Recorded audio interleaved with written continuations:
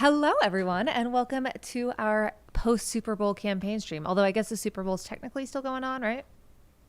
Yeah, Asha? Where are we at the Super Bowl right now? I think the Super Bowl's over. I don't- It is the Super Bowl. No, we still got 4 minutes left. So if you're here, you're a real nerd. Also, I have no chats here, so I got to pop those Oh, out. that's my bad, G. You can get them. Do you know how? Yes, I do. How's everyone doing? I was disappointed. Once the Bears were out, I was like, I'm not that interested in this, but I do have a vested interest in ensuring that whatever team Caroline Leavitt is rooting for loses. So go Seattle. Hell yeah, let's go. My name is Kat Abou-Ghazaleh. I'm running for Congress in the 9th District of Illinois. I just mentioned you to Asha Vi because guess what? Vi's in our YouTube chat. I found the most beautiful violet yarn. Your hat is officially underway. No cat vomit. And it is purple and gorgeous enough for you. But welcome to our campaign live streams. This is how we fundraise. This is how we have little impromptu town halls every single week. And this is how we ethically try to use our platform to not just reach people, but also ethically fund our campaign. So if you're new here, because I know we have a very special guest coming on in just a second, basically we wanted to replace this thing called call time, which is where politicians get a lot of, if not the majority of their money. They literally sit in a room all day long and ask for money from rich people, dialing for dollars, and everyone hates it. The people getting the calls hate it. The people doing the calls hate it. And the answer you always get when you ask, why do we have to do this is, well, it's what you have to do. And I don't like that answer. So we started these campaign live streams. If you want to chip in and support us, you can chip in at catforillinois.com/stream. We'll get to shout you out. Your name will pop up on the screen. Yeah, we'll bring on our guest in just a second, but a few other campaign notes. First off, door knocking, canvassing, phone banking. Even if you don't live in Illinois, you can volunteer for us. If you live in Illinois, please help us knock doors. It's very effective. But you can also text bank or phone bank from anywhere. And you can join our Discord at discord.gg/catforillinois. Discord's not your thing? No problem. Go to catforillinois.com/events. Basically, we need to reach as many people as possible. APAC has jumped into our race.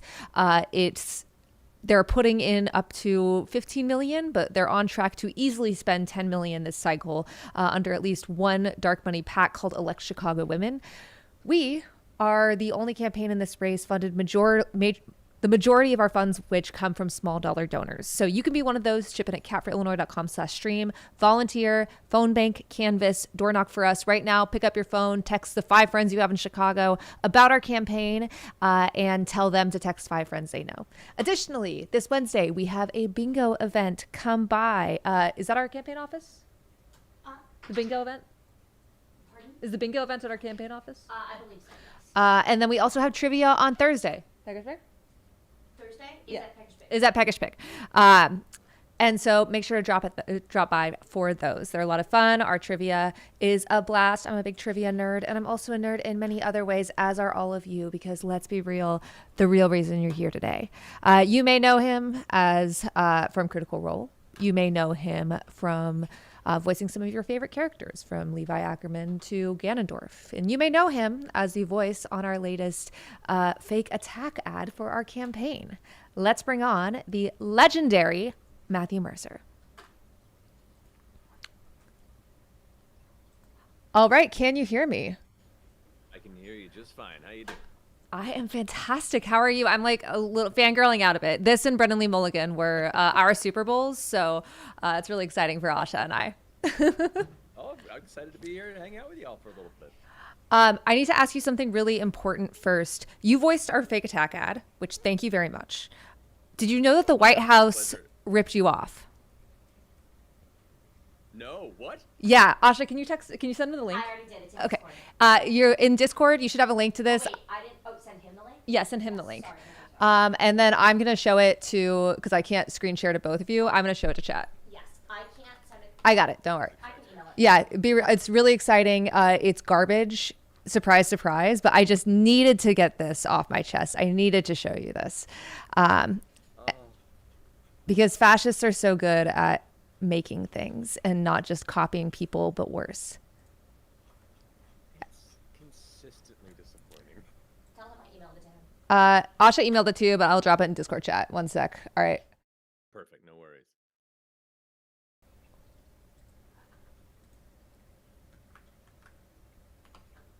All right, we're muting Matt for a second so I can show you all this. Oh, boop, boop.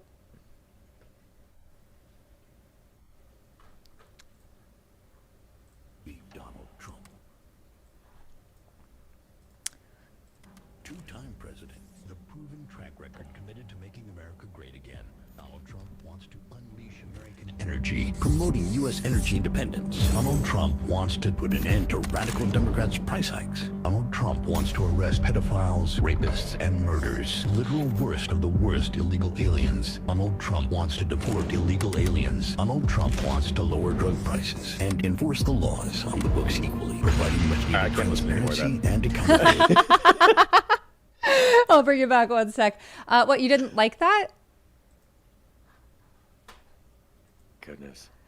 So yeah, they the White House ripped us off. Yeah, with terrible AI slop, which sounded absolutely god awful. I like how it cut off every single first like letter of everything, so it was like Arnold Trump, and things were misspelled. It's so cool. They didn't I was trying to approach think you. who Arnold Trump was. Weirdly, no. Oddly, no. I don't know if I would have gone for it other way, but it is nice to know that you've left enough of an impact with this ad that they aggressively messed up their response. It's great. Oh, they're so incompetent. All right, Matthew Mercer, what's up with you? How's life? Besides all the horrors. Hi. Aside from the constant hellscape that is recent times and doom scrolling, no, I'm all right. Keeping working best we can, doing what we can in the communities that we have connections with, and very glad that after an extended period of time of the political structure being without any new and vibrant personalities wanting to actually do something, and what it already shouldn't be a two-party system, but doing the best they can within that structure. So grateful for people like you doing what you do. Doing okay. Doing the best we can. One thing, I was just on the One Piece podcast, which you voiced Law. They freaked out when they knew that you were coming on here. I was like, I'm going to tell you all a secret. Yeah. But one thing that always drives me crazy about fascists and like the right nowadays is how they fundamentally misunderstand everything about any story ever, calling One Piece apolitical or being like, don't put politics in my Dungeons and Dragons. I just want to enjoy the story. What's the most like infuriating instance of that, do you think, in your life? Well, it's funny. I mean, the misinterpretation of One Piece and the whole like baseline anti-fascist narrative that the entire 1,000+ episode series and manga has been building this entire time. The fact that people aren't picking up on that and trying to fight against that concept. I mean, one, it's a testament to how bad reading comprehension and critical thinking skills are in many of America's education system, which is sad. But I find that frustrating. But I mean, as far as like from a personal standpoint, tabletop role-playing games are a place to explore all sorts of stories and narratives.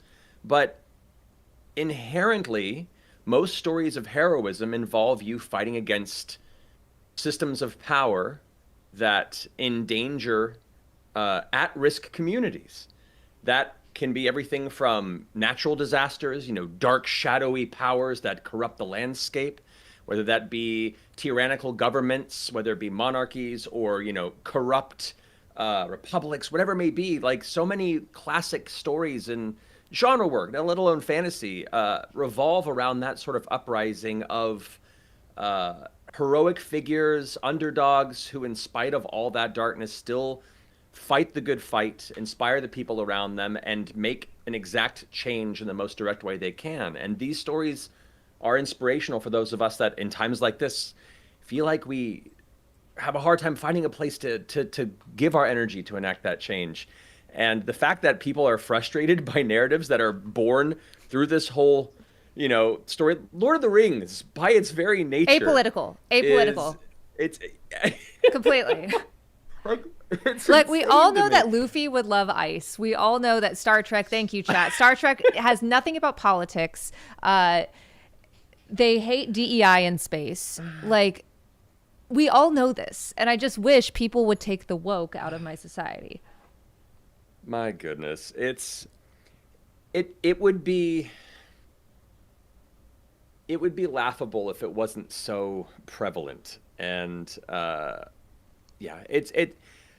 I'm all for conversation, and I love having the opportunities to inform people and hope that people who follow media like us and other people out there can maybe take a step back from the algorithm-based hate rhetoric that is infectious and by design enticing to engage with, and maybe see different perspectives and maybe think a little critically for themselves and the people that they know and love in their world and how current political structures affect that in a very negative way.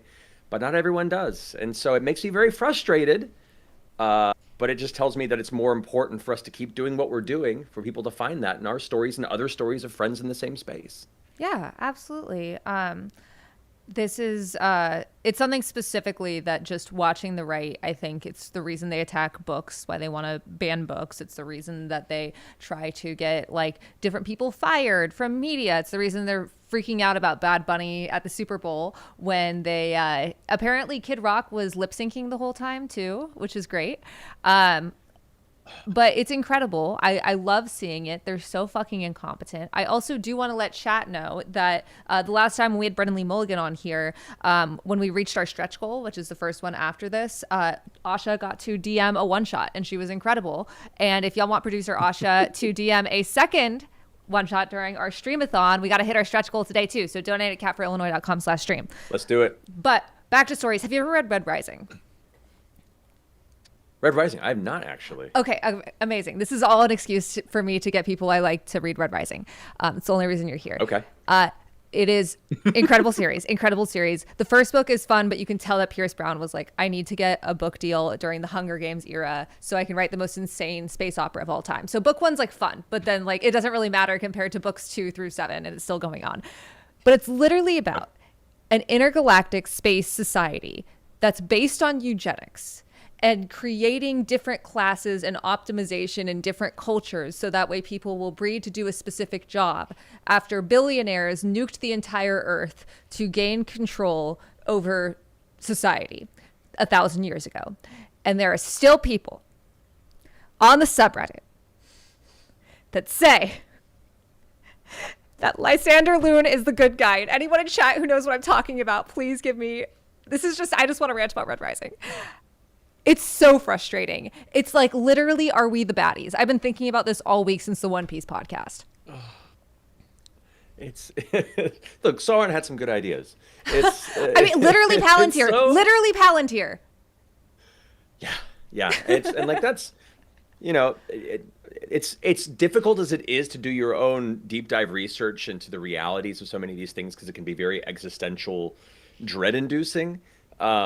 You know, seeing the sort of movements that are being done on large scale corporate levels and how deeply entrenched it's always been with politics, but now just blatantly done so on the scale that it is terrifying.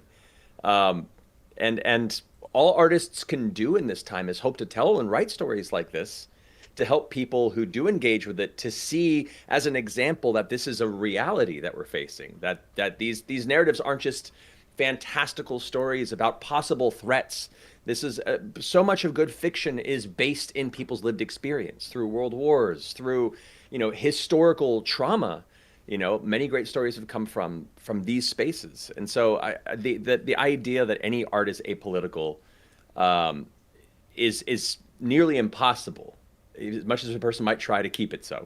I do love that Tolkien was like, yeah, I have political views and all of that, but the battle where everyone is literally drowning in mud has absolutely nothing to do with my own experience seeing the exact same thing in World War I. And if you say that, I'll beat you up. Right. Yeah, that's the one excuse here. But yeah, we had a lot of people reach out and have questions. I think a lot of it's just like, about a lot of people admire you. You know, you have a big fan base among nerdy people, among queer people. I think that especially when it comes to sci-fi and fantasy, I know for me this is the case. It's this exploration of all of these different types of people and cultures and existence that a lot of folks were exposed to without those stories. What would you recommend to people that want to do something like you, that want to DM or want to write their own stories? I mean, part of it, I mean, everyone comes at it from a different perspective. For me, the best stories, especially early points of collaboration to learn that is through collaboration. It's finding other like-minded people who share your interests but have different perspectives. You know, I was very lucky growing up that I had all my immediate friends through most of my teens to young adult life were all from very different cultures from around the world, and that sharing experience was something that I otherwise wouldn't have had in my very hippie adjacent artistic parental family unit. But all those points of inspiration are such a wonderful spark for you to take these perspectives that you have from your lived experience and build this with other people, and kind of everyone bringing their own little flavor to the cookout. You're all kind of like adding to the pot, to the chili. And once you realize that you can tell stories together, that can help empower you to tell stories by yourself. Some people have a natural affinity for it, but a lot of people don't. It's a tough step to take. So that's why I love tabletop role-playing games. It's kind of like a cheat code to engage in that creative exercise that can then get you more comfortable in seeing that through in other ways. So whether that be as a player, whether that be as a DM or a GM, whether that eventually leads you into writing your own fiction or building your own worlds, just taking a step with some friends to try out a game and try and tell a story together. It's super empowering, and you might be surprised on the kind of passion and capability you have in creating your own fictional works. Hell yeah, absolutely. Asha, I'd love for you to come over here real quick. Also, is Holy Cow working? Sorry, hold on. Holy Cow is not appearing on stream. Yeah, I'm not hearing it in here. I don't know why. But I was wondering if you have any questions about Critical Role that you wanted to get out of the way. Like for me, I'm wondering, this is our wonderful producer, Asha, which by the way, if we hit our 2 goals today, she will DM another one shot. I was wondering, is it physically possible for everyone in the cast to sit at the table together? Yeah, absolutely. We've done it. It seems really difficult. There's just so many. It's just so many, especially right now. I mean, it's not a functionally useful way of doing it. You know, it's not a consistently viable way of producing our show for our channel, but we can do it. We've crammed a lot of people at that table. I figured you'd have questions. He said come back, but it's fine, Asha. She's too shy. No, the truth is that I've been slacking because I don't know if you've heard, we're running. I work on a congressional campaign, so I've been slacking and I haven't been able to watch. But I'm very excited. The Seekers Table was the one that intrigued me the most when like the whole like thing dropped, and so I'm very excited for like this arc. I think it's going to be so cool. I'm in love with Bayless. There's no one I love more than Bayless. Is true. I have to deal with lots of text messages. I have to keep telling, so many texts. So many texts I had to keep telling Ben like I love you, but I also love Bayless. Nothing. Nothing. Because I'm fake. Because you're fake. On the spot. On the spot. I wanted to put her on the spot. It's very fun watching her blush. I'm calling HR. You're calling HR? I am HR. You're fired. We fire Asha at least 3 times a stream. All right, Job security is so bad. how are you not losing your mind nowadays? I feel like we ask this to a lot of guests, but like what is your way to not go insane during fascism? It's a tough one. Part of it is just finding solace in the good people around you that you know have got your back like you've got theirs no matter what happens. A lot of it too is me and my wife Marisha have been doing a lot of gardening, a lot of building sustainable food sources in our yard, just in case. But no, we've been get a landline too. Not even kidding. Absolutely. Yeah, trying to decouple from reliance on too much technology for our day-to-day life has been just good for our mental health in general, but also for just reliability. And engaging in good art and good music that people are putting out, because times of strife like this tends to be a time of really inspiring artistic creation. And doing as much as we can by supporting people that can make a far larger difference with much smarter minds than performers like me, and helping to do our best to platform them and get their voices out. So, I have a lot of very strong opinions on a lot of things, and I've speak on a few of them, but other people are doing a much better job of saying what I'm thinking. And so instead, I'd rather just show off and help uplift what they're talking about. So that helps too. What do you have a lot of strong opinions about? Strong opinions about the future of our country, our world. I've been a long-time climate activist since I was in high school, was part of a number of clubs that were very, ecologically involved and invested. I have a lot of opinions on the future of technology and AI, and the terrifying continuous push from massive corporations to sell, even during the Super Bowl today, commercial after commercial of just new upcoming AI technologies that'll just make your life and job so much easier, which, they won't mention that it'll actually push you out of it.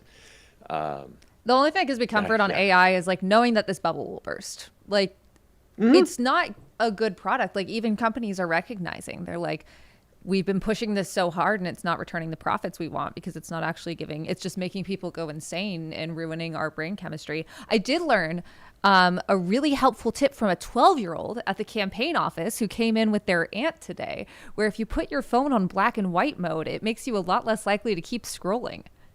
And I did it, and it's worked for the 10 hours that it's been like that. So anyone in chat? That's great to know, and I'm going to probably take you up on that when we're done with this chat. It's really helpful. You look at it, and it's like you just don't have as much stimulation in your brain. And they were like, yeah, my mom made me do it. And I was like, okay, your mom's smart. Have you ever considered running for office? Oh, goodness. No. I had not considered it, mainly because I am not a great debater. I will say that. People like you, people like Brennan, and other friends who are fantastic at debating. I'm much more of I have a diplomatic mind and a keep the peace kind of way. But my wife is a much better debater than I am. So if either of us are going to run for office, it'd be her, and I'd just be in her corner cheering her on.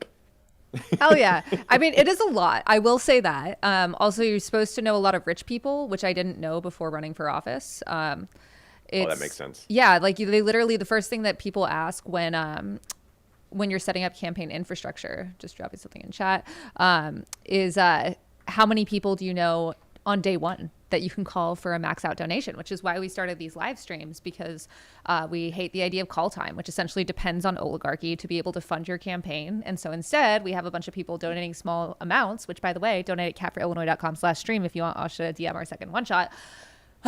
But it's really toxic, and everyone hates doing it. Everyone hates getting the calls. Everyone hates doing the calls. But the reasoning is that's how we've always done it. And it's the same reason that we had 2024 with Joe Biden as our nominee, despite the fact that there wasn't even a competitive primary, because that's what we're supposed to do. I know you're a huge Joe Biden fan, so I don't mean to be mean to your guy.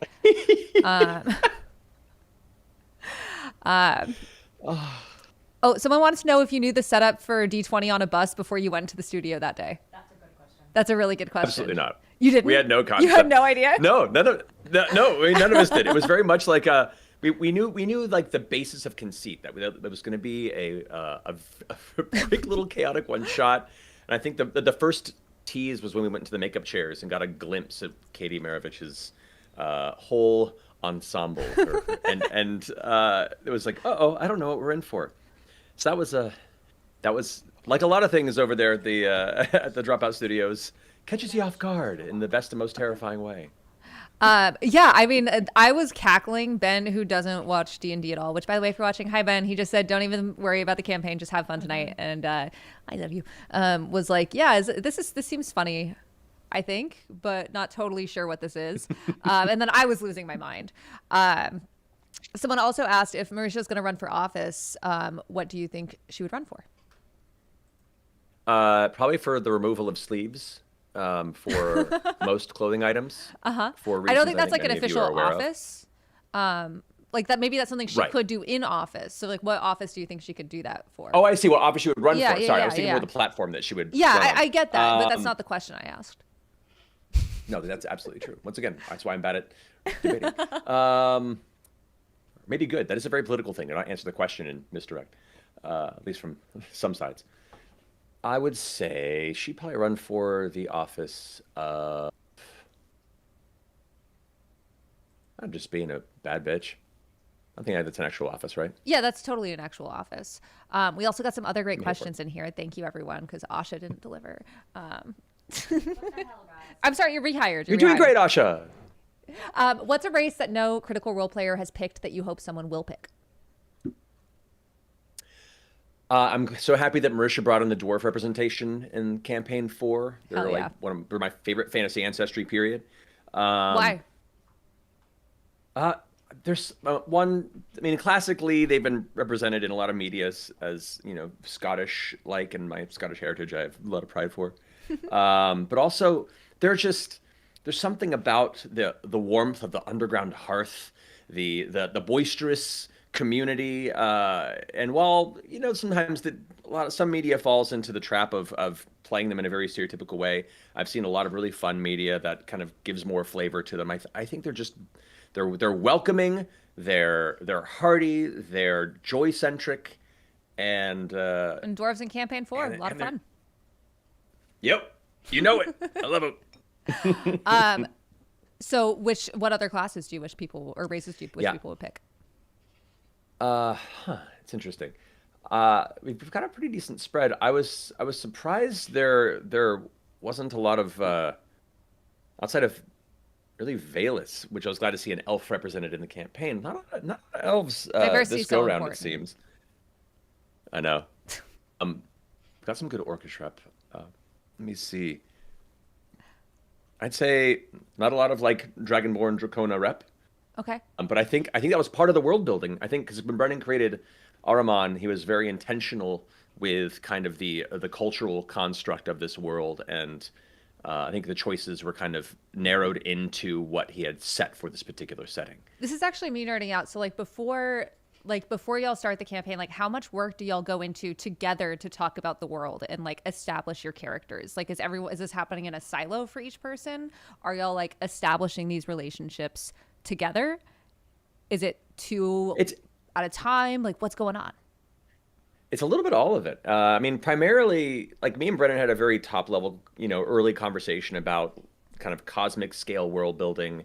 And then he just ran into his little silo and did a lot of his early initial world building on his own.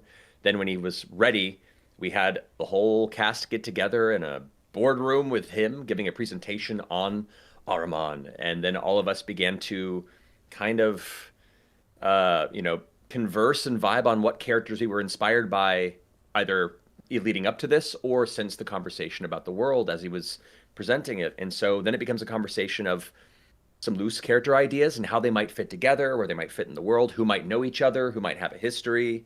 And then all of us internally thinking of what secrets we don't want to tell everyone else for this conversation. And then Does Brennan know all the secrets though? He knows some of them. I think, as is the nature of any role-playing game, things come up in the middle of the moment that even maybe we hadn't considered as players that kind of informs elements of our character story. And then it's kind of an email or a conversation after the fact, hey, so I know I didn't talk about this, but I think this is the truth of my character now. And so, it's a very fluid, in the moment sort of experience. So all of us have secrets. I'm sure Brennan knows a lot of them. I'm sure a lot of them kind of come up organically in the moment, and we all kind of look at each other and go, oh, interesting. Yeah. So yeah, it's beautiful jazz. It's chaos. It's beautiful jazz, chaos. I love that. This is a great question. How did it feel to let go of the creative freedom of something you've done for over a decade and finally being a player? Terrifying at first, for fear that, people would stick around and want to see somebody else do an incredible job. Thankfully, Brendan's brilliant, and we brought in some new faces, or some familiar faces that haven't been around as long as us founders, and it was terrifying. It's a lot of change at once. It was so much was new, and when you do a lot of new on the internet, people get angry or scared. And so that anxiety was there. For me, in a way, it was just kind of a little bit hard to let go of the, you just get used to doing it week after week. But I was really excited at the prospect of, one, being able to come in as a player, like you said, and that's been absolutely fun. Two, handing the reins to someone like Brennan and watching him just run like a madman has been really, really wonderful. And kind of part of the proof of wanting this to be something that outlives just me being the core of it. I already have a hard time being perceived on any larger scale. So being able to... God, that's relatable. Yeah. So being able to more or less prove to ourselves, let alone hopefully to our community, that this is something that can continue without us having to be the ones Spider-Man at the front of the train holding it together. And instead, it can be a constant evolving place for new folks to come in and tell their stories and to build their cool stuff. And hopefully with success one day, many of us can kind of fade into the background and just support what they're doing. And that's kind of my ultimate goal in all of this. Who knows, whenever I'll get to that down the road, I'll always be around. It's not like me going to smoke bomb out, but he's never going to die, everyone. This is Matthew Mercer revealing his immortality. He'll still be around. It's true. I have my soul jar hidden somewhere. No one will find it. Wait, do you have more free time now then? That was the intent. It hasn't evaporated yet, only because a lot of other projects are coming up. I'm doing, being able to make more time for some voiceover projects. Animated series development takes up a lot of time. We have a bunch of other really fun secret things in development that I can't talk about. So it's been cool, but it's still as busy, just in different and exciting ways. Yeah, I get that. But the perceived thing is very real. There are some times where I'll be on a call and I'm like, I'm leaving my camera off because the human brain was not meant to be perceived by this many people at any given time. Just like we weren't supposed to know all of the news in the world every single moment of the day. We were supposed to live Absolutely. in a village where we know pretty much everyone that's around us. God, it's so cool. Everything's great. Thank you, Adam G. with $69. I will say we probably have the most $69 donations of any congressional campaign in history, and so that's pretty Nice. cool. When it does pop up on the screen, it does say nice. I love it. Okay, so we got politics, we got D&D. What's your favorite condiment? This is really important to me. I've asked approximately 20 people this today.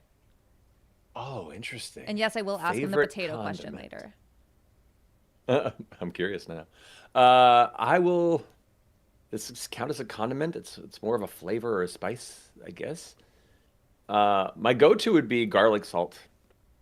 Yeah. If you can consider that a condiment. I think I that's put fair. garlic salt in everything. Someone said Malort. No, get out of it. Asha, put them in timeout. Absolutely Thank not. you. No, we were honestly, we were thinking if the Bears were in the Super Bowl that we would have put the ad on. Someone was talking about this in the chat. We would have put the attack ad on during the Super Bowl, but it's so expensive for a Super Bowl commercial, much less goodness. for one where the Bears aren't even in it. But I'm still obsessed with the White House version. It's just so bad. It's so bad. Thank you so much for showing me this. I can't wait to share it with the rest of my friends. It's just that they saw it. They saw it and they got really mad because they're like, damn, we can't make anything. And also shout out to our entire production team. Shout out to Steve Tapas who wrote our script. And thank you for doing, all the pickups and everything. But this is what actual creation is. We have a strict no generative AI policy on our campaign. Other campaigns in our race don't have that. But it also just means that the product is better. I don't know if you saw Porsche's commercial during Christmas that was animated and everyone was flipping out about it. And it's just no, that's what we used to do 3 years ago. Yeah, I'm kind of losing my mind lately between ICE and tech oligarchs and climate change and once again, ICE. Have you had to deal with ICE out there in LA? You're in LA, right? Oh yeah, I'm in LA. I Yeah. mean, it's always been a thing out here, and Yeah. it's now starting to shift more in this direction. Yeah. Because it wouldn't be a blue sanctuary state without it eventually becoming target of crosshairs for whatever reason. Yeah. I have a lot of friends who are scared. a lot of very close friends who have family here that themselves are first generation immigrants, and have, a good friend of ours had just had his parents in the hospital, and even just talking to his parents, encountered some unnecessary passerby shouts of learn to speak English. And also having to consider the concept of the fear of going back to the hospital to see a loved one and possibly have people waiting outside to just grab them. Yeah. That's happened to so many people out there. And that is a very lived experience for people that are very close to us. It's very much here, and it's terrifying. So yeah, to answer your question, it is very much here, as it is many places, and it is unnecessary. It is grotesque in the scope and scale, and yeah, we're just kind of doing all the best we can to support each other, to get each other's back, and be very, very loud.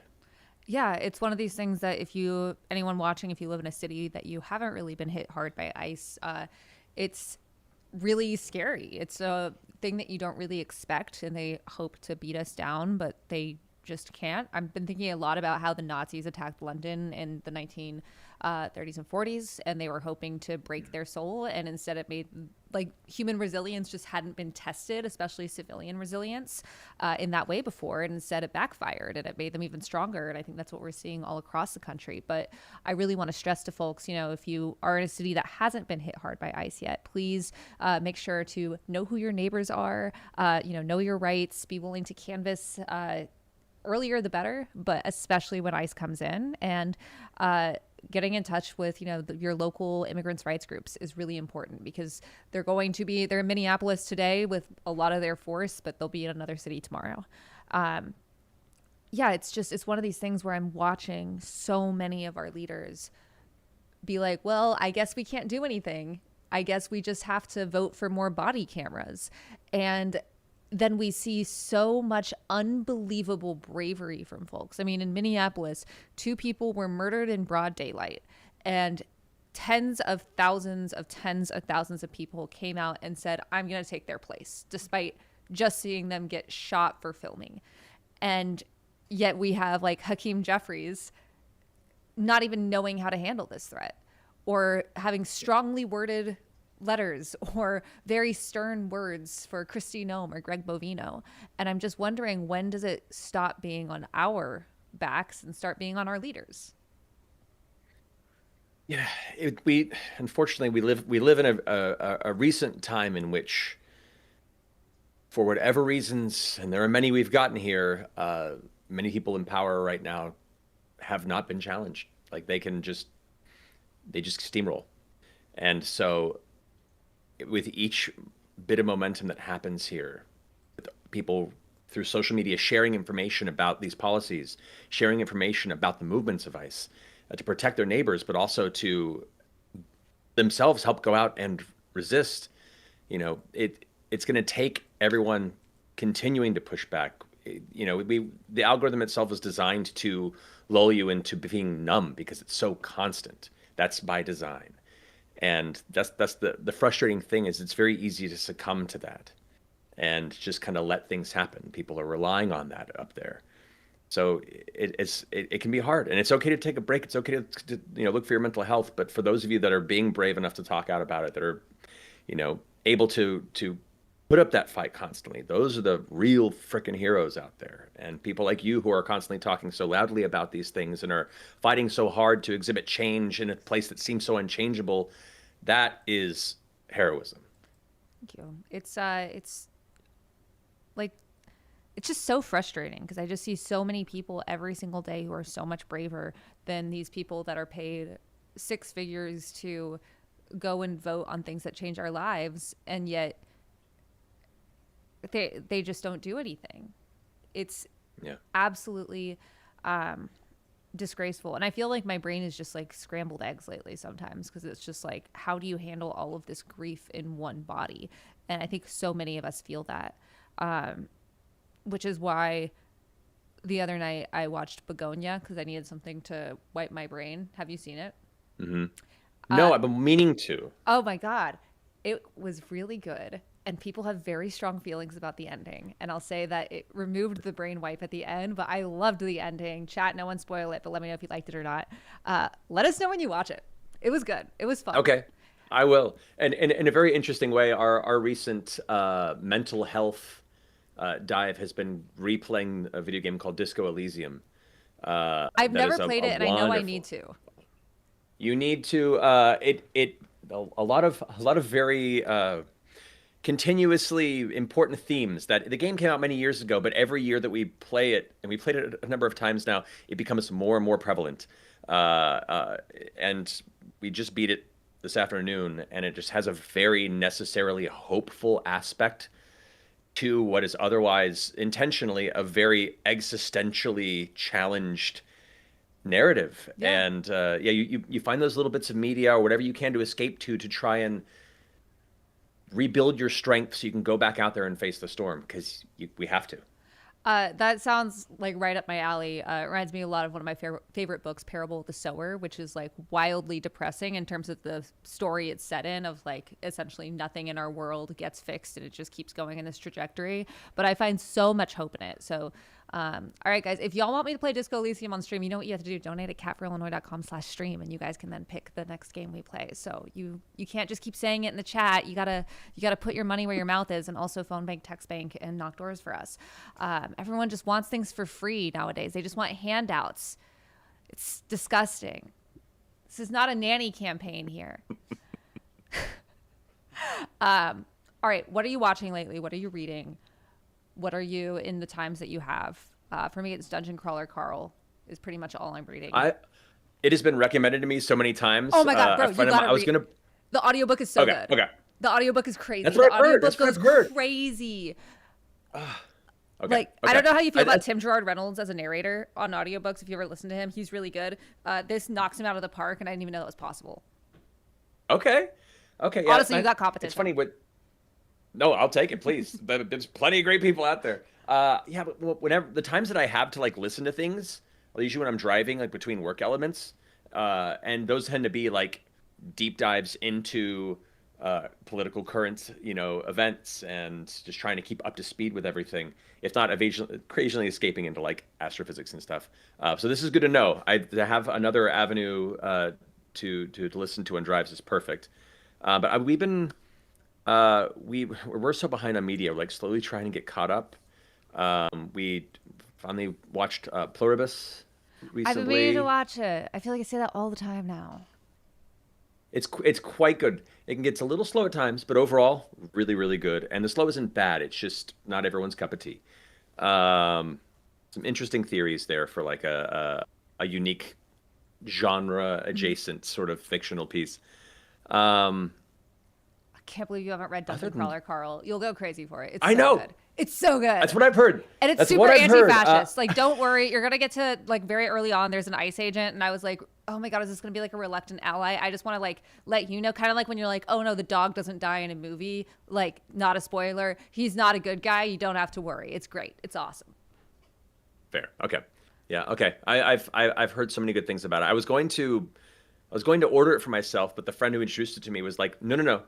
Let me get you a copy. And then never got me a copy. So I was kind of like waiting in this space. I'll just probably go ahead and go forward with it. You can use my Audible account. I don't care. It's so good. Someone asked if we've watched Delicious in Dungeon. I have. It's delightful. Delightful show. It's phenomenal. I don't use Netflix anymore, but if there's a second season, I will watch it eventually. That's true. My wife just started the new season of Alone. I think just dropped, because there is something very nice occasionally to just dropping into people surviving by themselves in harsh nature, and the endurance of the human Alone, spirit. like the National Geographic show? Yeah, the one where like they drop a bunch of people off to like live in isolation in like very, very challenging parts of the world. Show. I love that show, especially so because good. The first episode is always the douchiest guy ever being like, I'm going to make it to the end and no one can fucking stop me and I'm not going to miss my wife at all. And then he taps out like 2 hours in. He's like, I heard a bear Absolutely. and I'm scared and now someone needs to come get me. Love Alone. Every time. And like 25 days in, while a lot of the big like alpha males are losing their mind, it's like the 50-year-old like grandmother who's built a little cabin, and it's just like, oh, flowers are pretty, and you're like, yes, there's something different here in their mental game.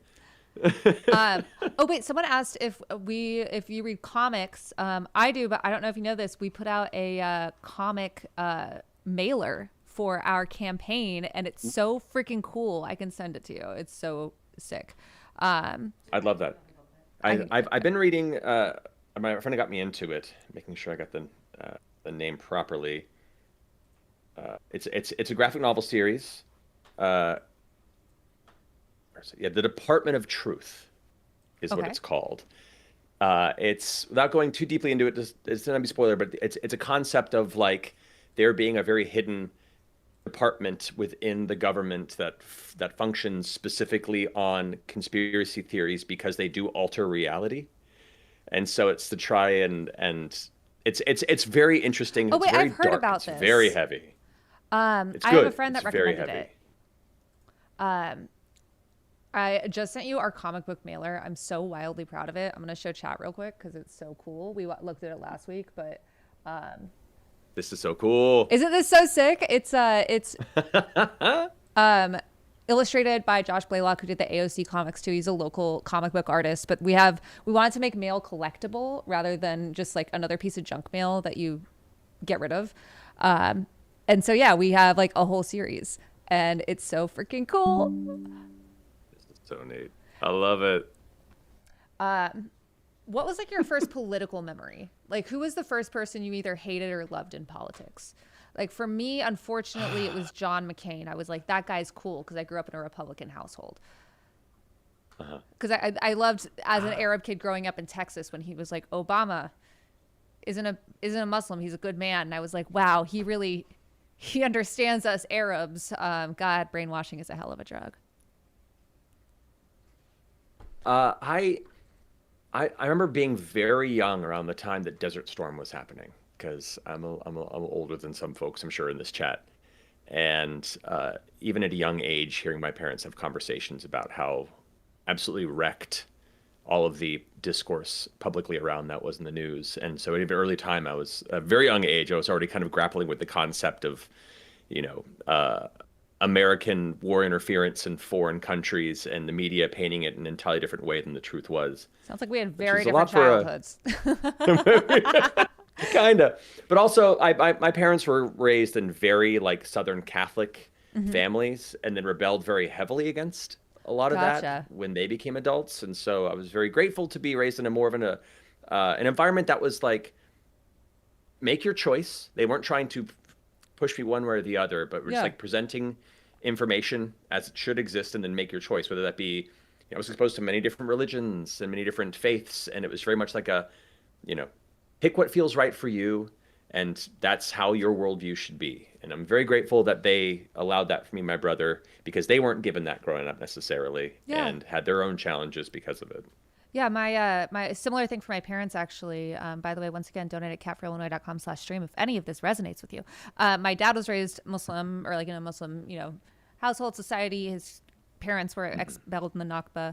And then my mom was raised like WASPy Protestant. And then we went to Catholic school because that's kind of like what you do in the South, that the schools aren't, it's fun. Yep. But they made I was like my only friend that wasn't like baptized when I was a baby. And that's because my parents were like, we think religion is a very personal thing to anyone, and we don't want to impose that on anyone. And so your brother and you can make that choice for yourselves. And they were also very like, despite us being like a Republican household, very, very, very liberal in like what I was allowed to read. Their whole thing was like I had friends whose parents were like, stop reading, go outside and play. And if I was at 1 a.m. reading underneath the covers with a flashlight, like they would pretend they didn't notice.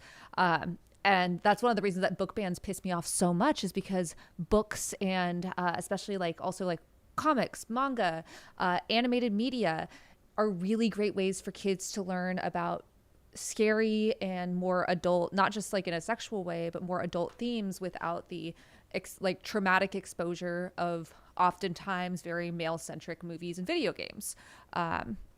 The amount of times I'd play a video game, my mom was like, are you watching porn when like a woman's getting murdered? And it's like, no, that's just what it sounds like.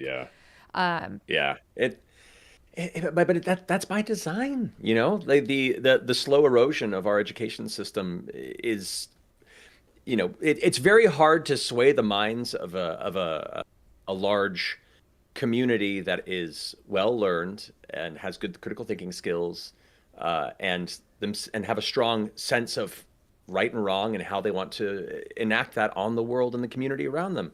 So to rob people of curriculums and very important books that have been so formative to people like you and me and generations past, and being able to make these decisions and these opinions for themselves, that only serves the idea of kind of where we've gotten today in modern politics, which is reliant, you know, regimes, and I say regimes intentionally, reliant on people not caring enough or not knowing enough to want to bother with the complication of it. So they'll just vote by what sounds the most familiar from all the sound bites they hear on television, and then go on with their day and not think it'll affect them or their neighbor. And the system is built that way because there are always shitty people, but there are a lot more just like ignorant people. I say, as you know, we're all ignorant in our own ways. But when I was a kid, I was like, why don't poor people just save more? Ronald Reagan's the best.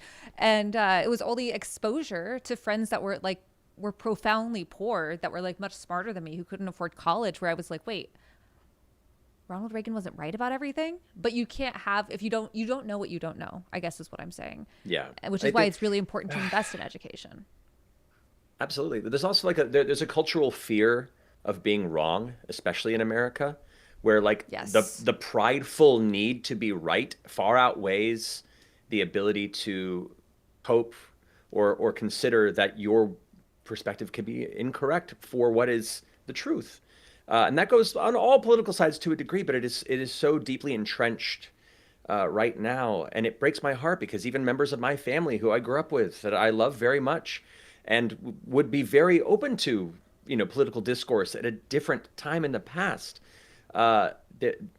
it's just not a possibility anymore. Yeah. You know, I lost two members of my family on my dad's side over the pandemic because they were so deeply entrenched in anti-vaccine, you know, deeply red Trump-based states, and like aggressively shouted at my father and members of our family for being public about wanting to support public health to this degree, and they both died of COVID because they weren't vaccinated. That's awful. Like gone within a week of it happening, and that it took that loss for certain members of the family to even kind of come back and start having conversations, and like it's that willful ignorance is so entrenched right now in these sort of conversations, and it breaks my heart because I loved having conversations. I love having conversations with differing opinions as long as everyone's able to have a civil discussion to come to understand each other. But that's not been the case for so long, and everything's been pushed to such a degree where the things that are part of a debate are aggressively hurting mass communities, primarily communities of immigrants and minorities, and to where it's not even a point of conversation anymore. It's like there aren't two sides to some of these discussions, because one is just horrible things are happening to innocent people, and the other side is that's fine. And it's like if 50% of the country wants to exterminate all racial minorities and 50% of the country wants to exterminate exactly 0 racial minorities, the compromise is not killing 50% of racial minorities. It's telling the other side to fuck off. And like I always stress this, of like my work is especially in de-radicalization, and I'm like, look, a lot of people, like the best way to fight transphobia is like meeting a trans person for the first time. The amount of people that I've had tell me like, I didn't know Palestinians could be like you. And I'm like, yeah, we can have blue eyes and dyed blonde hair, but we'll come back to that. Like you're on the right track.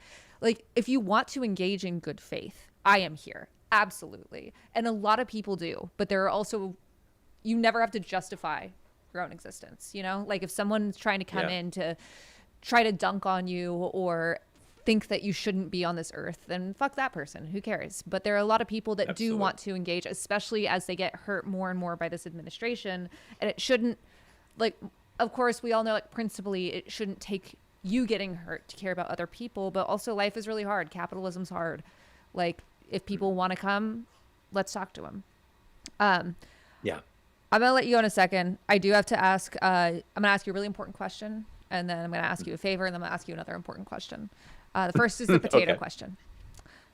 What are your top 3 favorite preparations of potatoes? And like before you answer, remember there are a lot of options. You don't just have fries and baked potatoes and mashed. You got like samosas and pierogies and latkes and gnocchi. I want specifics. I want you to take this very, very seriously. Absolutely. No. Top one is samosas, period. Okay. I love samosas. I love all variations, but like potato samosas are so fucking good. After that would be, you said gnocchi. Gnocchi I love tremendously. What are you It's putting a on it, special. though? My favorite kind I ever had was a pumpkin cream gnocchi sauce that had like just a hint of sweetness to it, but it was mostly savory, and I wasn't expecting to like it as much as I did. I think I got that. Me and my wife got that at our first anniversary at a restaurant, and I was like, "This is life-changing. It altered my DNA." So that was delicious. And then after that, I have to go as a Southern-born boy, classic creamy mashed potatoes. Okay. Okay. Like some good garlic and cheddar mashed potatoes if I'm really getting fancy. These are really good answers. Thank you very much.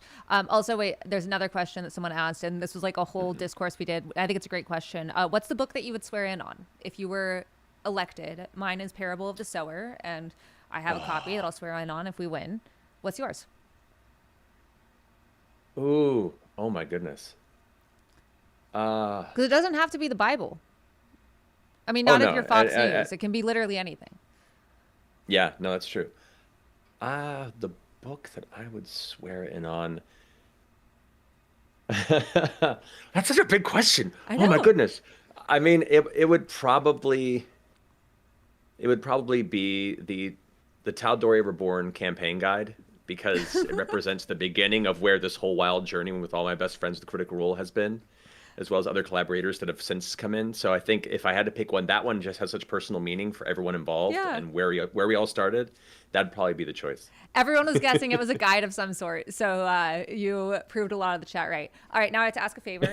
Yes. Can you look at the camera and ask people to donate at catforillinois.com/stream? Yes. Hey, everybody. I need you to donate to this wonderful campaign at cat.illinois. Cat@illinois.stream? Catforillinois.com/stream. Catforillinois.com. So catforillinois.com/stream. I got you. Amazing. Hey, you're here. I need you to donate for catforillinois.com/stream. Come on. Perfect. And then finally, when Brennan was on here, I asked if we would do if I win, if we can do, huh? When we win, if we can There do you go. a D20 campaign on the Hill.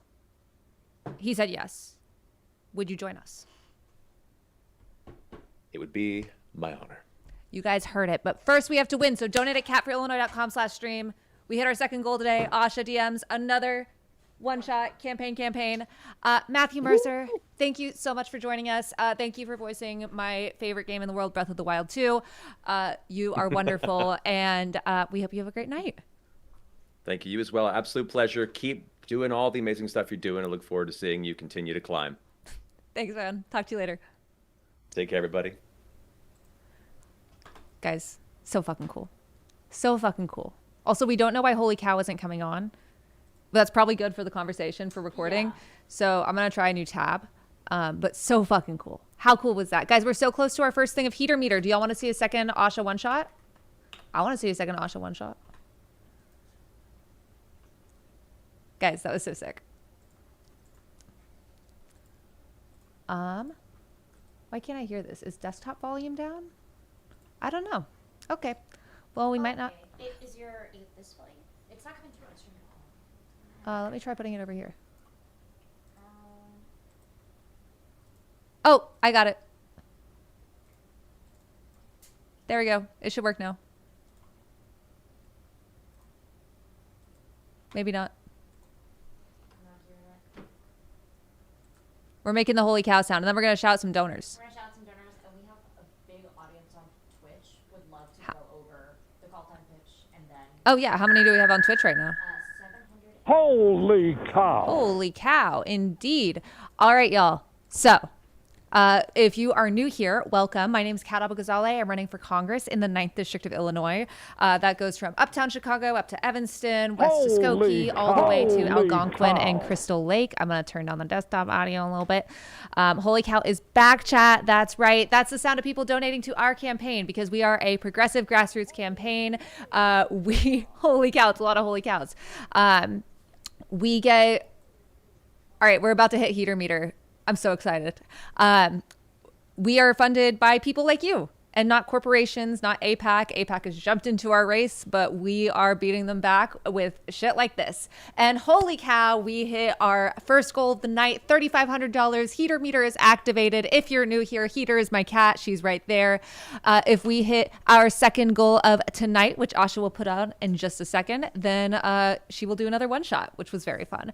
But the reason that we do these campaign streams is because we don't want to do this thing called call time, which is how most politicians get a lot, if not the majority of their campaign funds. And you sit in a room all day long and you beg for money. You call rich people and you say, I want your money, give it to me. And I think that that's bad. It plays into the oligarchy that's already taking over our entire country. And so, holy cow, we just had a big jump.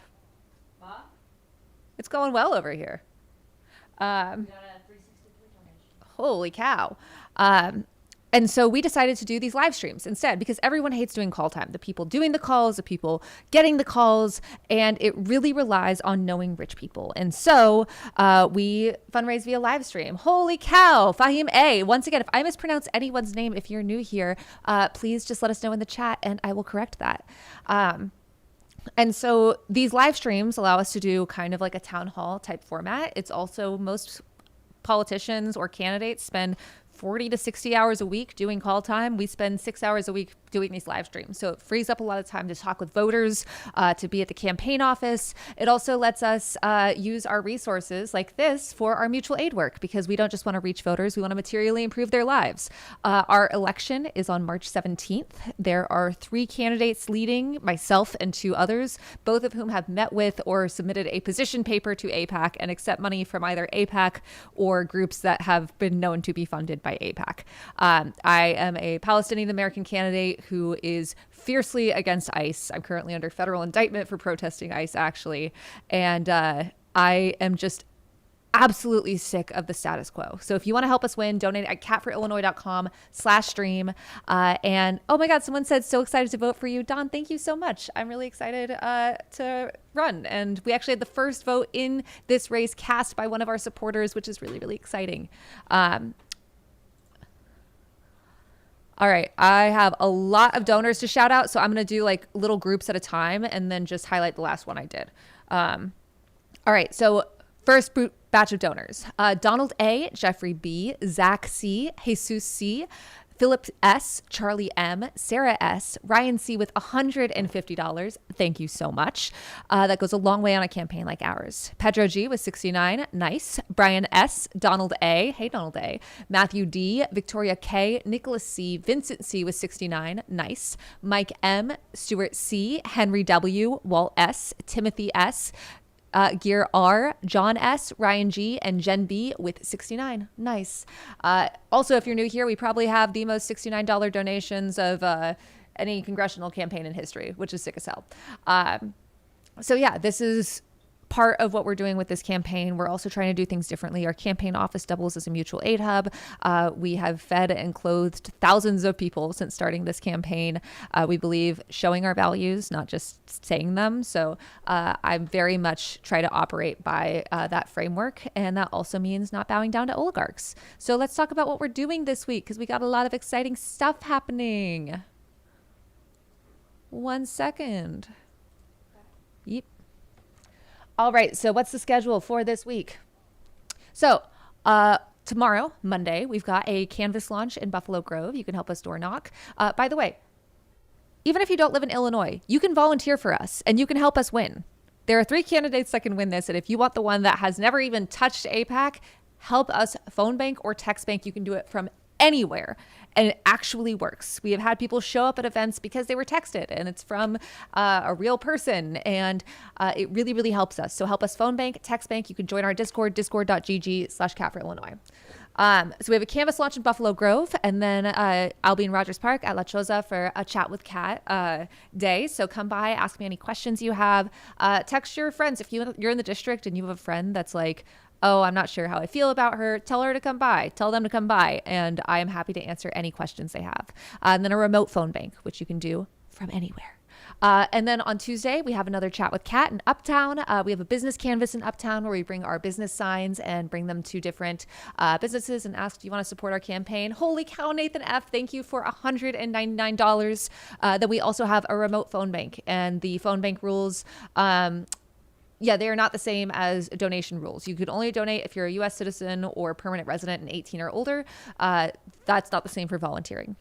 Wednesday, we have 2 different Canvas launches, one in the 50th Ward and one in Evanston and Skokie. And then we also have volunteer bingo and screen printing at our campaign office at 7016 North Clark Street. So you can bring any shirt you have, and we will screen print our logo, or I'm a cat person, or whatever design you like on your shirt. I'm going to bring some of mine. And that'll be at our campaign HQ, and we're going to do bingo. And if y'all know Blue, he's going to MC it. It's going to be awesome. And then another phone bank. Thursday, we've got a business canvas. We've got a Canvas launch for knocking on doors. We've got a Chat with Cat. And then we've got trivia at Peckish Pig with, you guessed it, another phone bank. And then Friday night, very, very exciting. Not only do we have a Canvas launch, a phone bank, and a chat in Evanston, but the first televised forum of this race will be on February 13th. We are very, very excited. That is when it airs. It will be with me and some other candidates. Holy cow, Zacharias Teef, thank you for $420. And so, yeah, this is the first. There's also going to be a debate later this month, which I'm very excited about. I know a lot of people have asked about a debate. That is happening. And then Saturday, we got a lot of Canvas launches. We've got multiple places you can come meet me. We are going out to the farther edges of the district. I'll be in Cary. I'll be in Morton Grove. We are trying to reach everywhere. So help us do that. And then, of course, on Sunday, we will be doing a day of action, Canvas launches, and a phone bank. So you have lots of opportunities. Help us do that. Someone asked, what's text banking? I hate calls. Which I totally get. Text banking is exactly what it sounds like. We give you the information and you'll text someone and say, hey, this is a volunteer for the Cat Abagazale campaign. I was wondering if you knew who you're voting for. And people respond. And we have far more positive responses than negative responses. And it's really easy. It's really fun. And we will take care of all of your training, and you can do it on your own time. Today does seem to be the day for large donations. This is awesome. So anyone who's new here, do you have any questions about running for office, about our campaign, about the race? Drop them in the chat. Happy to answer them. These are basically like impromptu town halls every single week.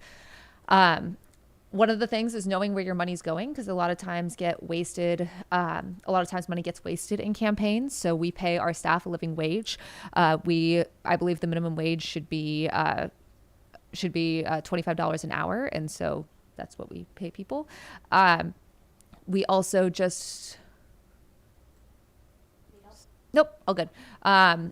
We also make sure our campaign office doubles as a mutual aid hub so people can come in at any time and get what they need. We also are on TV. We're on digital. We're putting ads everywhere. People find us almost as much from our ads as from the headlines of the various things that we're doing, which is really, really exciting. It pays for our text banking and our phone banking because it costs money to send out those texts and calls. And speaking of money, let's shout out some donors. You're an angel. Christian R, Bradley H, Asa A, Isaac M, Robert A, Alfred B, James A, Mark H, Marcus M, Ryan C, Iggy T, James D, Peter K, Michael M, Travis D, Jason M, Elizabeth AC, Sahar N, Corey S, Cameron O, Mark M, Nara R, Alexander B with 69, nice, Benny E, Ozzy S, and Adam G with 69. And we'll get to the rest of the donors in just a second. Do you have a place where I can read your policies or platforms you plan on? Absolutely. You can go to our website, catforillinois.com/issues. We're actually relaunching our website tomorrow, which is so exciting. It looks so cool. with even more information on our issues page. But my platform is on there. I can also get into any specific policies that y'all have, that y'all are interested in. Also, what do we want to do today? Stream, chat, stream chat. How do you pronounce your name? It's cat, like the animal. Did you like that? Thanks. I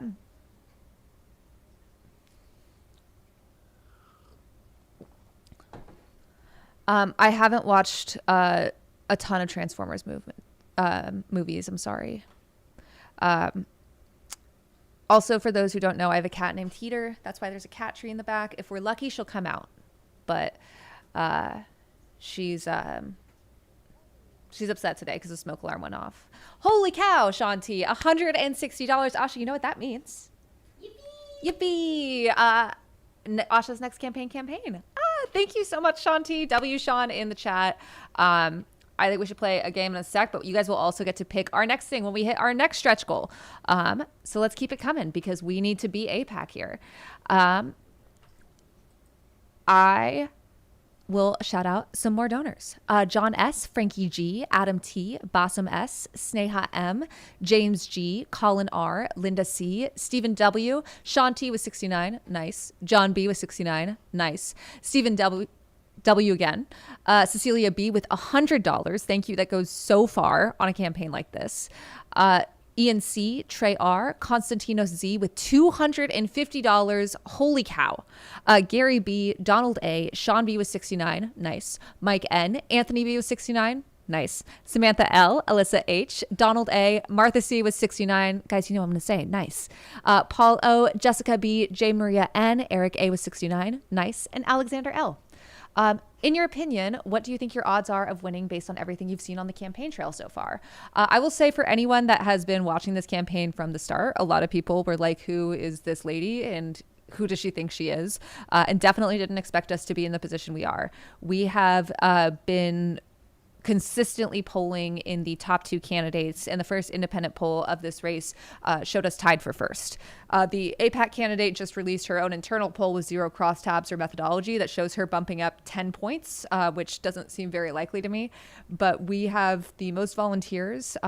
We've outraised everyone except once APAC came in, and that's with small dollar donations. And we have the most individual donors in the district of, it's not $1,000 from every single person, but that's still one vote. We have a shot at winning this. A lot of times when there's a progressive candidate you like, it's like, damn, I don't think, I would love to support this person, but I don't think that they'll win. We actually have a shot at winning. And part of the reason that is because we're talking to everyone. A lot of times political parties see primary voters as just, or primarily white, older, affluent people. And we want to talk to everyone, and that includes those people. But we also want to talk to young folks, poor people, immigrants, people with undocumented family members. We want to talk to everyone. We think everyone deserves representation. And so, a lot of polling also doesn't reflect those demographics because they're seen as not useful in a political sphere, which is really a really disgusting point of view, in my opinion. And as we saw in New York, it's not that young people don't vote, it's that we don't give them anything to vote for. So we're really trying to do that. Is the coming election in March the primary election? Yes. And this is a very Democratic district, so likely whoever wins the primary will win the general. We want to use our resources and our platform to also help other progressives win across the country. And this can also help with momentum for other progressive candidates. So if you're helping us win, we are going to do everything we possibly can to help as many progressives win as we can. How do you feel about DSA? I have been a dues-paying DSA member for most of my adult life. Will your team stream the debate on your channel? No, it's going to be on TV, so I think other people will probably stream it, but I don't want to have any copyright issues. I'm not financially able to support, nor am I a resident of Illinois, but I'm really rooting for you to win. Thank you so much. And we totally get it. If it would negatively hurt your financial situation to donate, please don't. Please donate to yourself. Like, support yourself first. But you can like and subscribe to make sure that this reaches more people. You can send this link to folks, and then you can also volunteer. Please, please, please volunteer for us. You can phone bank and text bank from anywhere in the country. And right now, pick out your phone and text the people you know in Chicago and say, have you heard of this lady? Were you rooting for Patriots or Seahawks? Seahawks specifically because Caroline Levitt said she was rooting for the Patriots, and I don't like her. How many more questions do we have in the chat? I'm going to shout out some more donors. Clayton P with 69. Nice. John Z, John B with $150. Thank you so much. That goes a long way on a campaign like ours.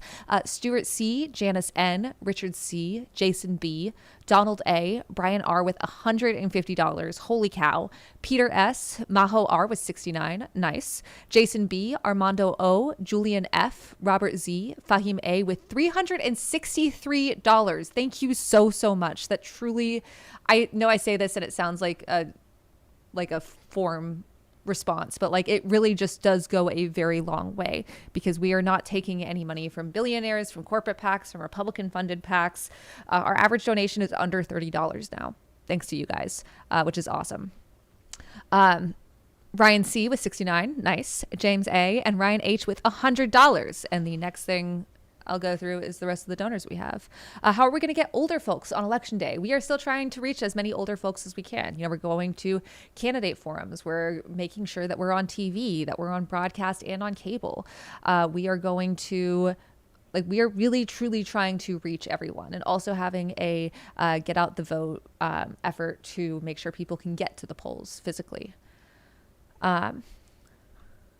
Why should people vote for you, and what change could you bring for people that isn't just all a bunch of talk? Fantastic question. I always tell people, don't listen to what I say, watch what I do. And I really, really mean that. I would not be running for Congress if it wasn't this exact moment. And that's because my background as a researcher and journalist covering on the far right, I know how to handle right-wing extremism. I have successfully won against far right extremists. And part of why I decided to run is I was sick of waiting for people in the Democratic Party to actually, holy cow, Mauricio J, thank you for $150. I was sick of waiting for someone to listen, because we've been warning the Democrats about exactly what got us to this moment for years. We told them about January 6th before it happened, about where the DEI, CRT, anti-trans panic would lead, and they didn't listen. And so I just decided to say, screw it. I'm not waiting in line. I'm not asking for permission. I'm not waiting for someone else to do this. And I did it myself. And I really wanted to structure this campaign around action. So whether that is helping people, like feeding and clothing people already, we've been doing that.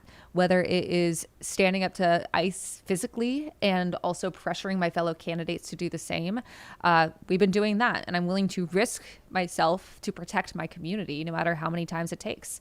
That's why I'm under federal indictment. And, you know, we have been very unbelievably honored to have so many people support us. But it's also what I see as the bare minimum for what leaders should be doing. We have, you know, I and several other activists successfully pressured Broadview or ICE to take down the illegal fence that they erected at the Broadview Processing Center. I have successfully pushed my fellow candidates to go further to the left. I have helped other campaigns across the country be able to include mutual aid and direct action as a part of their campaigns. We have been able to steer the political conversation in many places across the country. And that's all without elected power. I don't want to be in Congress forever.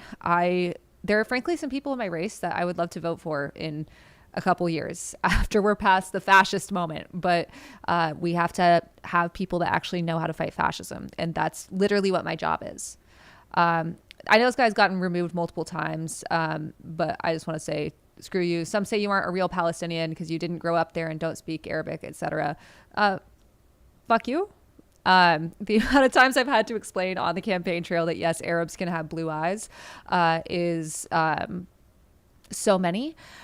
But I think one of the most incredible parts of being Palestinian and being a part of this diaspora is, out of so many of my friends who are mixed, I feel like I'm the only one that's like never experienced colorism from my own community, because so many people in the Palestinian diaspora have so many different experiences, whether their parents were the ones to say, like, let's really preserve the culture, or, we can never go home, so let's make sure that we're assimilating. And that's more of what my dad's approach was, especially Texas post 9/11.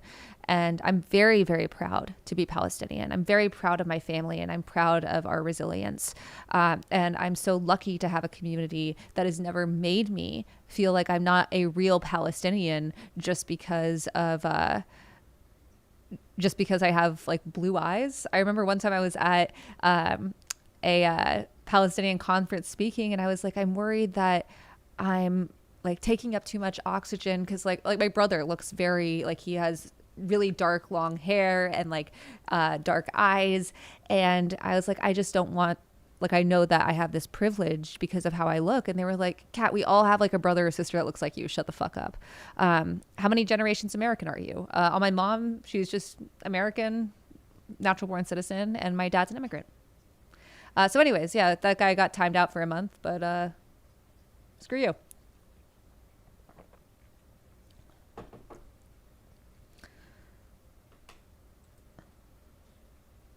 Kat, what do you expect the debate questions would be? I hope there are a lot about my cat heater. I really, really, really hope that. I think they'll mostly be about that. For sure, definitely. Yeah. Yeah. Maybe some stuff about D&D. Ooh, that would be Yeah, I think that's most what the debate questions will be. Yeah. All right, let's shout out some more donors.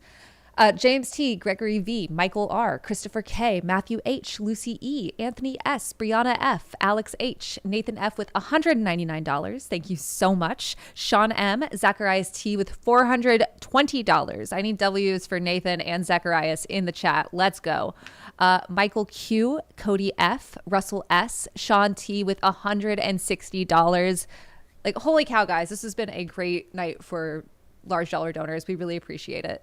Oh my God, would you consider giving your victory speech in a transatlantic accent for a certain donation amount? Yes.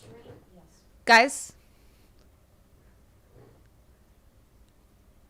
I'm not even gonna humor this. Of course I would. That's insane. That's an insane thing to ask. Caden P, Victoria K, Jake S, Darren M, Mauricio J with $150. Thank you, thank you, thank you. Kyle C, Harley G, Julian J with $69. Nice. Brittany H, Jason L, and Donald A. We got through them, guys. Thank you so much. If we reach 7,500, we will do that Disco Elysium stream, though.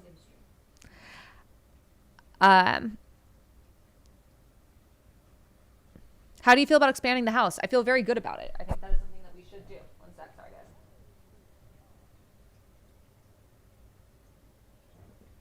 Like, we have a much bigger population, and it's hard to be representing so many people, and it also like results in more gerrymandering. This district goes from uptown Chicago all the way to Crystal Lake, which, if you know the area at all, is definitely gerrymandered. And so expanding the house is a way to make sure that equity is better. I don't know if you've mentioned this before, but I'm new to your lore. Oh, I love that phrase. How did someone like you end up working in far-right media before all this? I didn't work in far-right media. I worked debunking it. So I started my career at Media Matters, covering Fox News from 4 p.m. to 11 p.m. every night. My specialty was Tucker Carlson and The Five. And yeah, far-right media was my beat.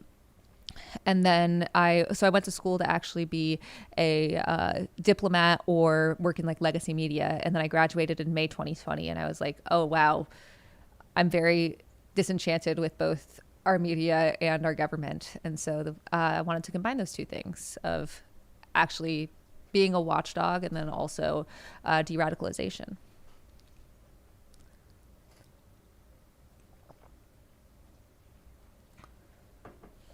Your district literally looks like what I imagine the inside of a lock looks like.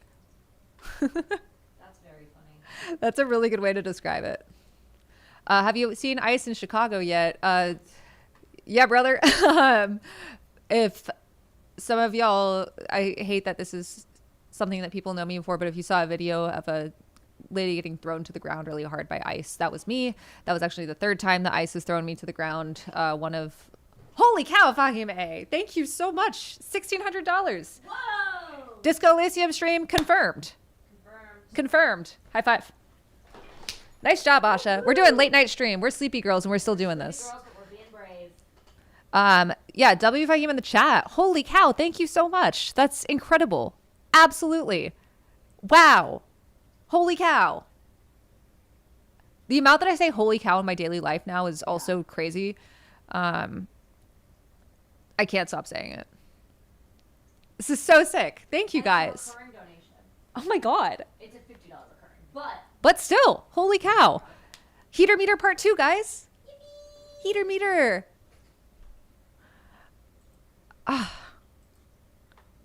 This is not Fahim's first donation tonight. We robbing banks out here. Look, if you have the ability to donate more, or if you know someone who feels guilty about having money, I don't know. Tell them to pull up. Tell them to pull up.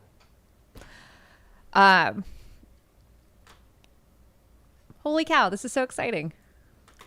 Yippee. This is the most we've raised in a bit for on stream, just because we've been like, doing our thing.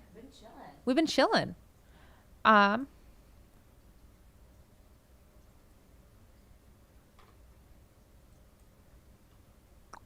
Rich people, absolve yourselves. Exactly. Conservatives are a good chunk of Illinois voters. Do you see yourself converting them? So this district goes all the way out to McHenry County, which is the only county in the Chicagoland area that's voted for Trump in the last 3 presidential elections. And we actually have a lot of people that are like, I don't know if I agree with everything that you believe, but I think you actually believe it. And so I know that my representative is going to be a Democrat. And so I'm voting for you because I want to actually be represented by someone who believes in what they say. And also one thing that I've had is when I talk to people and I'm like, hey, I think everyone deserves to be able to afford housing, groceries, and healthcare with money left over to save and spend. And a lot of times Republicans will respond like, I don't want to, have a nanny state or handouts for people that are going to take advantage of the system. And I'm like, I think you also deserve that. And we fetishize misery. And they're like, wait, I do deserve to be able to afford that. So that's been really cool, being able to connect with people like that. It also helps that, I grew up Republican and I've been working in de-radicalization. And so it helps with talking with Republicans. Have you debated much? I'm sure you'll do great. Oh, thank you. I was a very reluctant debate kid. I didn't like being around debate kids because a lot of them are sexist. But I liked winning things. So what are your thoughts on reaching unlikely voters and how important is that to getting them out for this moment? It's super, super important, unbelievably important. We are trying to reach everyone in likely and unlikely places. Today, we actually just had like a house party which is like when you go to someone's house and they have friends there and you talk about the campaign at an off-campus apartment for Loyola students. And so we're trying to reach everyone, and it's really, really important because the people that are unlikely voters are the people least represented and most affected by this administration. Do I have conservative family members that are rooting against me? No. My parents fully converted during 2016. My extended family is very, very supportive of me. My grandmother's dead. It's just true. She's rolling in her grave, but I think there would be like a begrudging respect, kind of like a sheriff and a prisoner in like a movie where the prisoner keeps getting out, and they're like, a Bugs Bunny situation, like a begrudging respect. But yeah, I'm fine with her rolling in her grave for that. But yeah, I have a very, very supportive family, and I'm really lucky for that. Especially with how insane this race has been. Like calling my parents and being like, hi, I don't want you to see this on the news tomorrow. I'm federally indicted. So I just need like some grace here. And they were just so supportive. How did that town hall at the Skokie Holiday Inn go? It went really well. We talked to a lot of people. They had great questions. Yeah. Was there a moment that you can remember where you were like, this Republican thing isn't for me? Yeah, I talk about this a lot, and it's actually in our second edition of our comic mailers, which I'll actually pull up. But I grew up in Dallas for a lot of my childhood, and then we moved to Tucson, Arizona, which is much less segregated by income from where I grew up. And I had a friend who was so much smarter than me and so much more talented, and she did everything right and couldn't afford to go to college, even with a full ride. And I was like, wait, what do you mean? Like, obviously you can. And she was like, no, I have to take care of my family. And that was the first moment for me that I had this puncture where I was like, oh, damn, maybe my values don't, oh, hi, Mom. I love you. My mom's in the chat. Aw, YouTube chat? Yeah, or no, yeah, YouTube chat. Right above. Yeah, hi, Mom. But I was like, damn, okay, maybe Ronald Reagan wasn't right about everything. And I also learned that like a lot of my values didn't. Holy cow, James A, $420. Thank you so much. Like the values that my parents and especially my mom taught me didn't really align with this party. Like there was not a moment in my childhood where I didn't feel like I could do something just because I was a girl. I very much, like, I'm not sure we would have used this term in like 2007, but like it was very much like a feminist childhood. My mom was really big on like making sure I could read anything I wanted to. And we had like mature conversations about very difficult topics. But it's one of these things where people like Rupert Murdoch spend billions to keep people in these silos of ignorance. And when you meet people who are in different circumstances or who are different from you, you're like, oh, maybe my reality isn't the only reality. And that sounds easier said than done. But if anyone else has had any sort of political transformation, you'd know that it's not. Like, that's just how the human brain works. You don't know what you don't know. And I'm really impressed by my parents, especially because like it's hard to admit like, oh, I need like maybe my values don't align with this party that I've given a lot of myself to. And that's why I'm just like, I'm really proud of any older people that have changed their perspective. And yeah, W my mom in the chat. Thank you. Oh, my mom tuned in at 7. Oh, I'm so sorry, Mom. But yeah, here's our comic. Boop, boop. So like we talked about, you know, the ideas of hard work in an American life became synonymous with Ronald Reagan and the bootstrap myth. Propaganda is a hell of a drug, which is something I say all the time.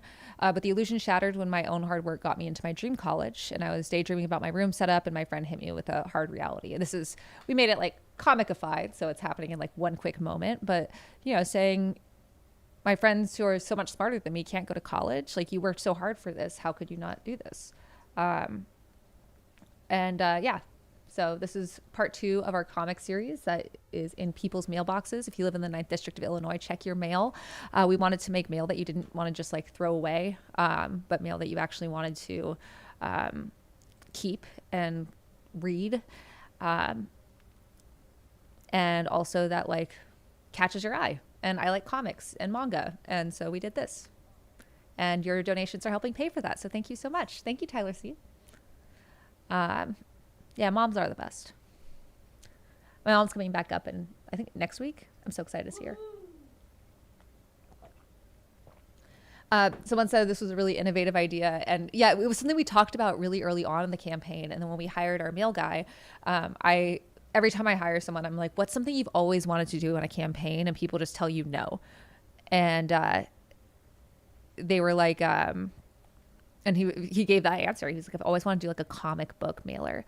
And so we were like, hell yeah. A lot of this campaign is us doing things that people have always wanted to do on campaigns, but have never had the ability to do. Like the mutual aid stuff has like been talked about before, but not really enacted to this degree.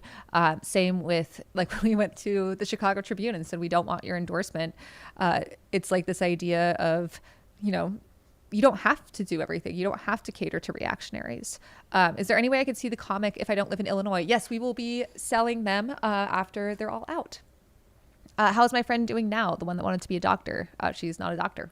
Still hasn't gone to college. Was never able to afford it.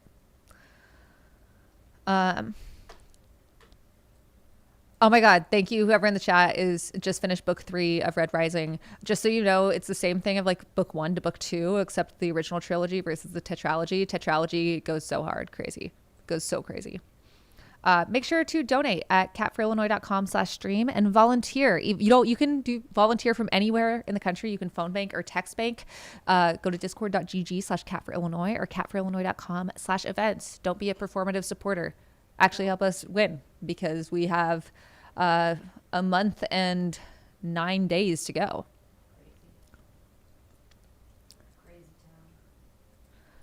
All right, guys, we got 25 minutes to go. What do we want to do? What do we want to do? Also, what do I have on the calendar tomorrow? On my calendar. I don't know. Only God can tell you. The people are saying Disco Asylum. I have to download it. Yeah. Just get a sign. Um, Somebody in chat is saying get a sign and deliver. Oh, yeah. You can get a sign for a Cat for Illinois sign, Cat Abogazale, March 17th, vote for Congress.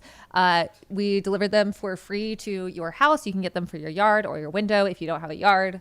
I don't have a yard. You just go to catforillinois.com/sign and we will deliver it for free. So come get one. Some donors to shout out: Chiron A, Fahim A with $1,600. Once again, holy cow. Thank you so much. I can't stress that enough. Ryan C, Jackson W, Teddy M, Nathan B, James A with $420. Once again, thank you. Donald A, Gregory S, and Tyler C. Thank you so much, guys.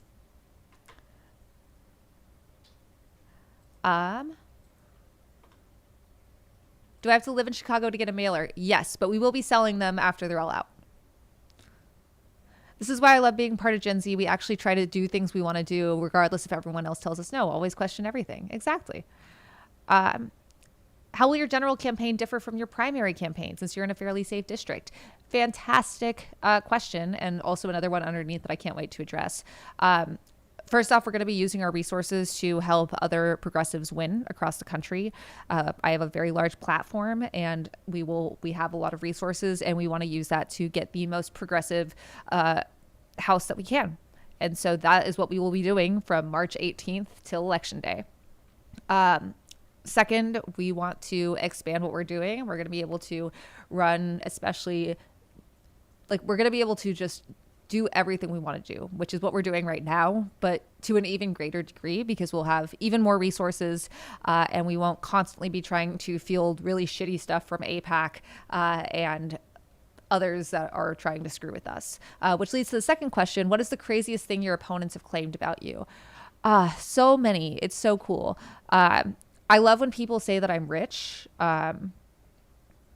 Because I'd like to know where that money is. Or when people are like, well, your boyfriend is a CEO. He's a CEO of a comedy newspaper. Also, insane shit just about like me being a Republican operative, because if that's the case, I am taking so many L's, from being deposed to getting laid off to an indictment to like be a sleeper agent. It's nuts. But yeah, it's at a certain point though, you just have to be like, all right, people are going to say what they can, and we will have, we'll just keep doing our thing and trying to reach people. Thank God only like one person I've ever seen has said something mean about Heater, but that made me lose my mind when they did. If you say something mean about Heater, you get insta-banned forever. This is true. Yeah.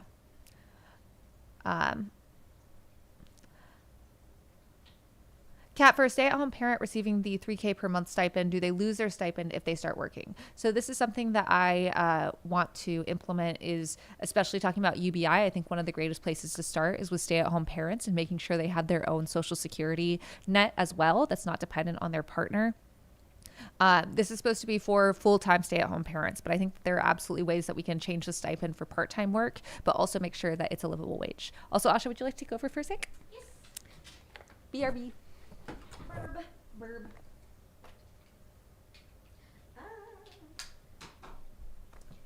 ahead. Ooh, hi, chat. How's everybody doing? How's everybody doing? How's everybody doing? Hi, Eli.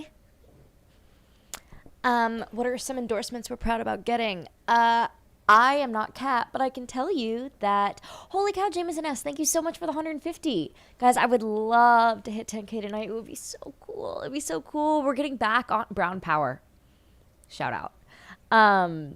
I am so excited for the campaign.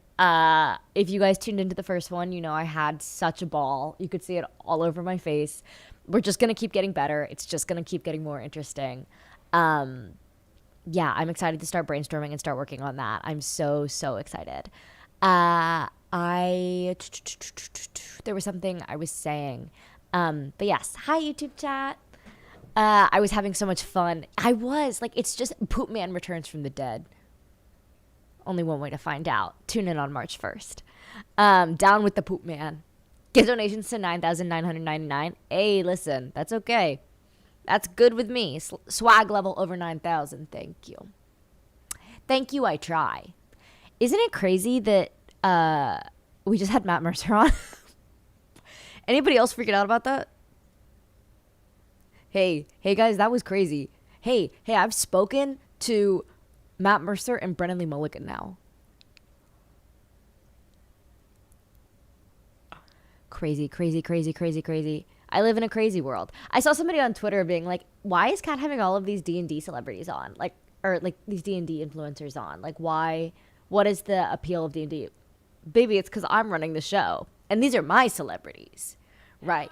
And cats. But yes. I would die. I have. Thank you, Brandon I, for the $15. I appreciate it. Is Matt going to VO Poop Man in the animated series? We'll see. Wait, what is the Poop Man? The Poop Man was the big bad of our D&D campaign that I didn't name until we got there. And I'm not going to lie to you guys. He did not have a name, and then suddenly he was Poop Man. And I was like, okay, he's the Poop Man. Yes, Dungeon Masters help you prepare to fight the real monsters. Also, Matt is more than a D&D celeb. Yes, this is true. Shout out Matthew Mercer, voice of literally everything ever. Yes. Did I meet Kat for her campaign, or did we know each other prior? Yes. So I love telling this story because I think it's very, I don't know, I think it's a nice story. And thank you, Ryan C., for the $9. I appreciate it. I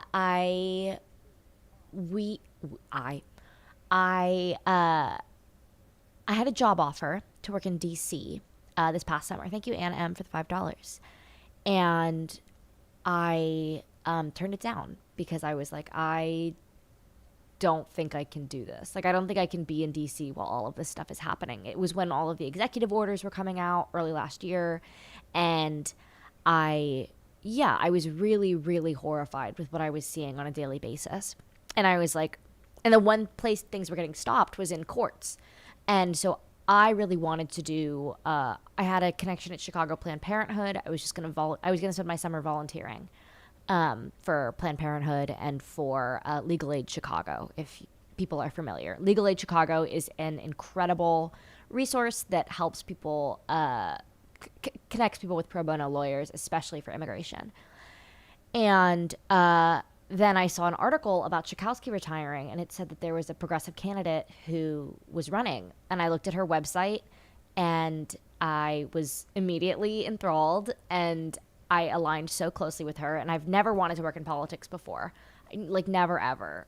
For a campaign did I ever see myself doing that. But I just aligned so closely with Kat, and I think she's exactly what we need in this moment. And so I saw that she was opening her office the next day, the office which is now 7016 North Clark Street. I saw she was opening her office the next day, and I printed out my resume and I put on a button down and I walked into the office, and she was like, "Hi, Asha, like, good to meet you. What do you care about? Like, why are you here?" And I yapped her ear off about tech regulation and deepfakes. And I I was like, I have my resume. I think I would love to help out. And I got hired on the spot, and now we're here. And it's been insane. It's been awesome. It's so fucking incredible. Meeting Asha is the privilege of a lifetime. I love you so much. But it is so, yeah, it is crazy. Thank you, Christopher D, for $100. Yeah, it's crazy how much one day can, like, change your life. But I'm so grateful it did.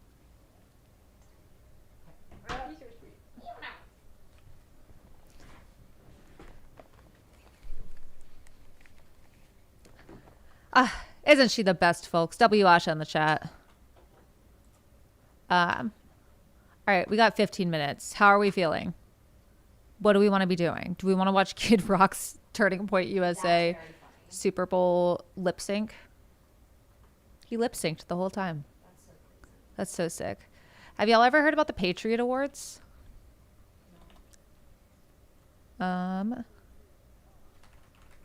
The Patriot Awards are something that I used to cover at Media Matters.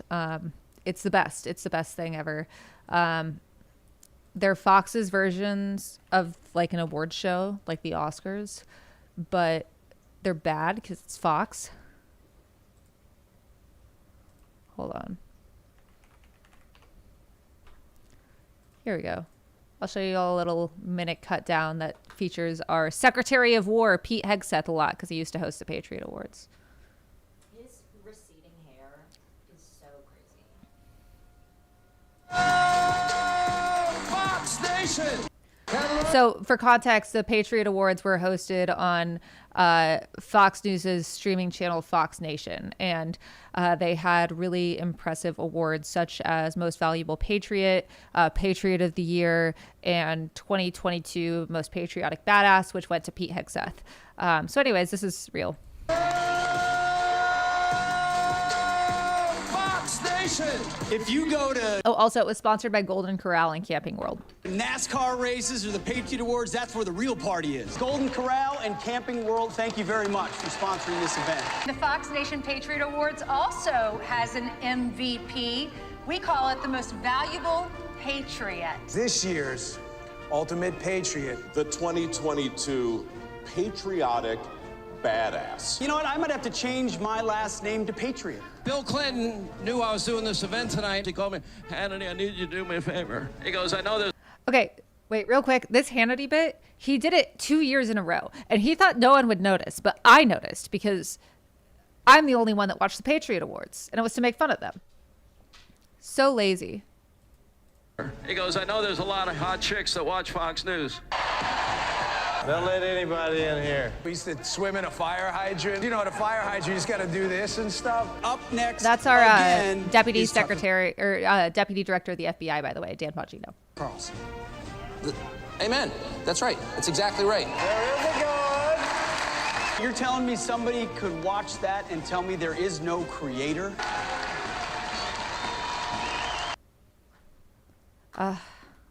So great.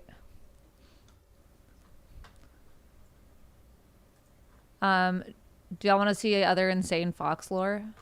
Always. Yeah, let's go into like the shit I used to do, like the real insane stuff. Oh, you could tease our stream on the 15th. The conspiracy one? Yes, because that's, if you like this. If you like this, you're going to love our stream on the 15th, which is going to be all about conspiracy theories. So one thing that I used to do a lot is I would make video explainers. This is how like I built my platform, but also supercuts of really insane shit I saw on Fox. One of my favorite things was cutting up Tucker. This is all from one episode. He really hated me, and that's great. We need to have a conversation about how racist you are, which is very racist. Racist. Racist, racist, racist. Oh, you don't like crime? Racist. You and your free speech. It's white supremacy free speech. Shut up, racist. You know what we need to talk about? Corinne Jean-Pierre, Choctaw, Taylor Lorette. So fucking Mischaracterization from outside forces. Oh, I'm sassy and strong. Because I'm so strong and sassy. Did you hear that? You have no sense of humor. You've heard a lot about the Great Replacement. Yeah, that used to be the most popular show on cable news.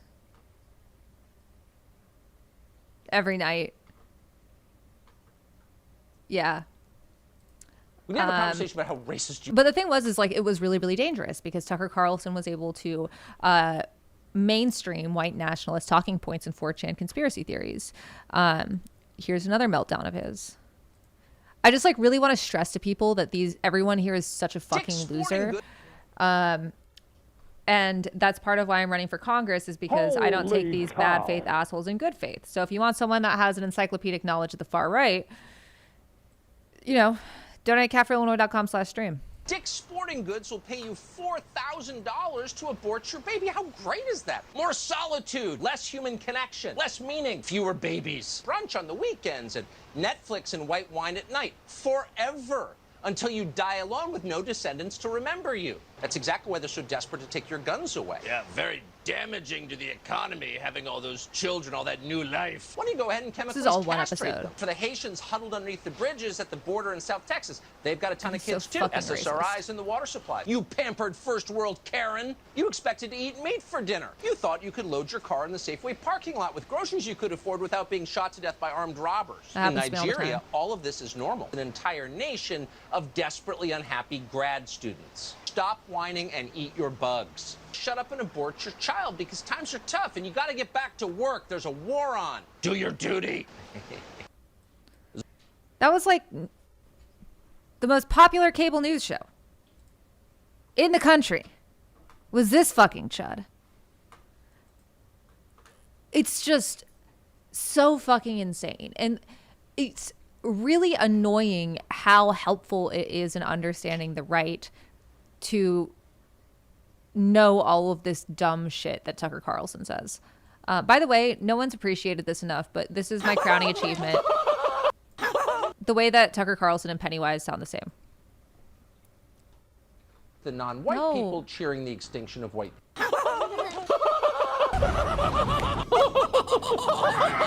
The non-white people cheering. Am I right? Am I right? It sounds exactly the same. Anyways, fuck Tucker Carlson. I'm glad I don't watch him every single night for a living, but like he literally held the House speakership hostage. A lot of people don't realize this. Remember when it took like 15 votes for Kevin McCarthy to become the House Speaker? That's because Tucker Carlson was holding it hostage. And so several people like Marjorie Taylor Greene and Lauren Boebert wouldn't cave and vote for him until he stuck with Tucker Carlson's demands, which was to get the January 6th tapes, which was a big nothing burger because it showed people committing an insurrection, and to appoint Thomas Massey in charge of a Frank Church-style committee about COVID. And Thomas Massey literally came on Tucker's show immediately after the vote to thank Tucker for getting him this committee. He literally was able to determine who the Speaker of the House was just from his chair. And it's also an example of we could do the same thing, but for good, not be Tucker Carlson, but actually withholding our votes for the Speaker to ensure that we get positive change. Like, I'm not going to vote for a Speaker of the House unless they commit to supporting the Block the Bombs Act, until they support to abolishing and prosecuting ICE, and until they support banning stock trading while also forcing members to sell their individual stocks. It's really like, I feel like we're allergic to the idea of leverage sometimes, and it's unbelievably frustrating. So yeah, fuck Tucker Carlson, fuck Sean Hannity, all these people. And if you need any reason to support me, I also am hated by those people, and I think that's a good anti-endorsement. We actually have anti-endorsements on our website, including Elon Musk, Tucker, and Laura Loomer. You're brave. You're strong and brave. Little kitty, big city. Little Kitty Big City. We only have 6 minutes left. Yeah, we'll do Little Kitty Big City next stream. Get some donies. Yeah, let's shout out some donors. Donald A, Jameson S with $150. Thank you so much. Brandon I, Ryan C, Ann M, Leo S, Christopher D with $100. Jake S, Donald A, thank you so much. What campaign expenses do you have coming up? Great question. We have to pay for our mail program, those comics that we showed you before. We have our payroll every single month. It's about $55,000 because we pay our campaign staff a living wage. We are trying to put up even more ads because APAC is coming in with a shit ton of them. We have rent every month, just like everywhere else. We have our texting and phone banking. We are scaling up our text banking program. And so every single one of those texts costs money to send them out. So we need your help. Donate at catforillinois.com/stream and volunteer at discord.gg/catforillinois.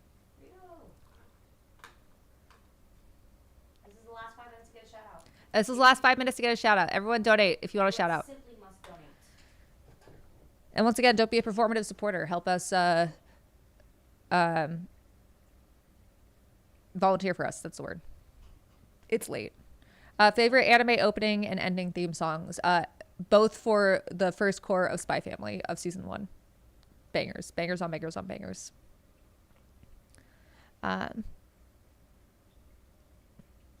Yeah, it's crazy that our country is run by a ring of sex traffickers, of billionaire pedophiles.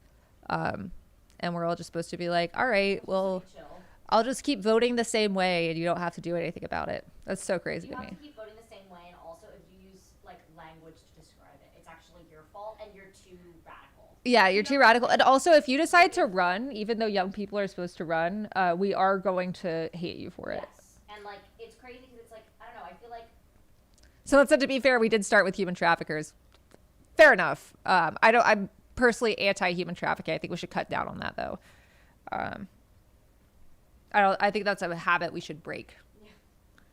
Personally, I know that's really controversial, but personally, donate at catforillinois.com/stream if you want to support brave takes like that. All right, guys, you got 4 minutes to get shouted out. Donate at catforillinois.com/stream. Geez, way to lose the human trafficker vote. I know. I'm sorry. Holy cow. How are we supposed to know the other super PACs that APAC pretends to be? Usually you'll see a lot of money funneled into like a very innocuous sounding name. So the one here is called Holy Cow, Adam G. Thank you for $150. So if you want to see a super PAC that's funded by APAC, it's usually a lot of money at like the last second, when it'll be, you won't get a report to see who the donors are until after the election, under a super innocuous name. So in our race, it's called Elect Chicago Women. Because who doesn't love electing Chicago women? I love like feminism washing my job. Yeah. And there's also a Track APAC website. And we're endorsed by Track APAC. Shout out Track APAC. Shout out to Heater. Also, that's true. Thank you, chat. All right, guys. You got 3 minutes left. 3 minutos. And then we're going to go sleep. We're going to go sleep. Honk shoe me. Exactly. Today's minuti. Guys, what did you guys ask chat what they thought of the Super Bowl halftime? What did chat think of the Super Bowl halftime show? I like anything that makes right-wingers melt down. And Bad Bunny is a great example of using your platform for good.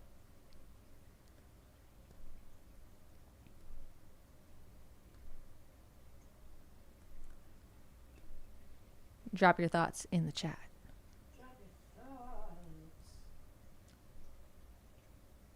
I think there's only one woman who lives in Chicago in this race. Yeah, I actually think that's true. I'm the only woman that lives in Chicago. Yeah. Let's elect this Chicago woman. Holy cow. Hey, guys.